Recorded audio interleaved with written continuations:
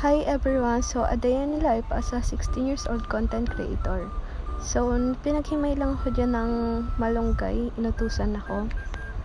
Gulo-gulo yung kwarto namin. So, may naisip ako na gawin dahil sinaniban ako ng kasipagan ko. May ginawa ako sa kwarto namin. Nawakan dyan ni Papa yung ulo ko kasi baka daw nialagnat lang daw ako.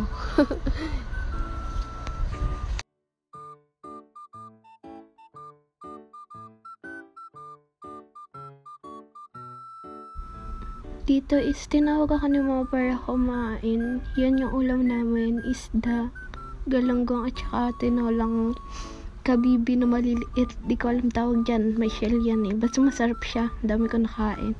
So, tapos na tayo dito kumain. Balik na naman tayo sa ating gawain. So yan na, nilinis ko na dyan and pinalis ko yung kapatid ko muna para makapag-ayos ako ng maayos. So, inayos ko lang yung mga nakasampay and inless ko yung mga hindi kailangan dyan. Ayan na.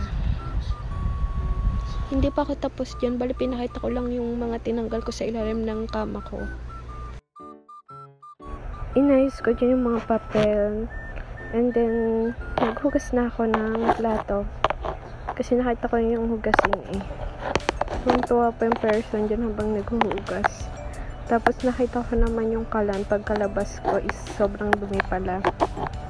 Kaya yan, dinala ko siya sa lababo and then hinugasan ko siya. Nagpunas na din ako dyan ng kalan. And then, nilinis ko dyan yung salas and kusina namin. Kasi maliit lang naman yung bahay namin. Kaya magkaano na yung sala at saka kusina.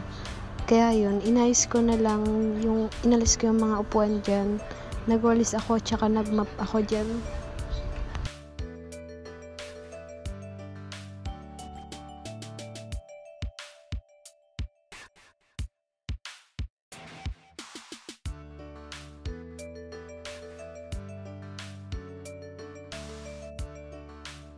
Tapos kung maglinis dyan sa may salat kusina, nagtiklip naman ako ng damit.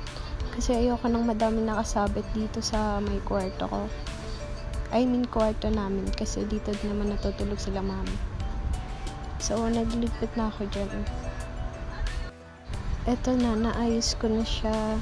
Yung mga nakasampay kasi, yan yung mga kailangan namin. Kinabukasan or mga susuotin talaga namin. Kaya yun. So, kung nakaabot ka dito, thank you very much kasi pinanood mo ng buo to. So, magbubukas nga pala ako ng parcel dahil tumutuwa ang person. Hala, tumatawa pa.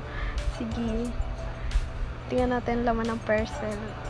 Tiyay! Tuwang-tuwa siya kasi dumating na yung order niya.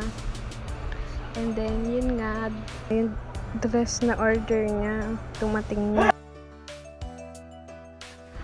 Next parcel naman tayo. Tingnan natin.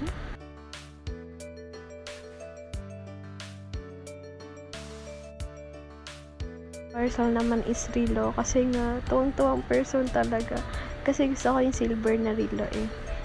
Ngayon lang ulit nakabili. Yun. Bagay ba sa akin yung Rilo? Kasi morena ako eh. Hindi ko sure. Pero para sa akin bagay. Thank you for watching. Please like. Thank you.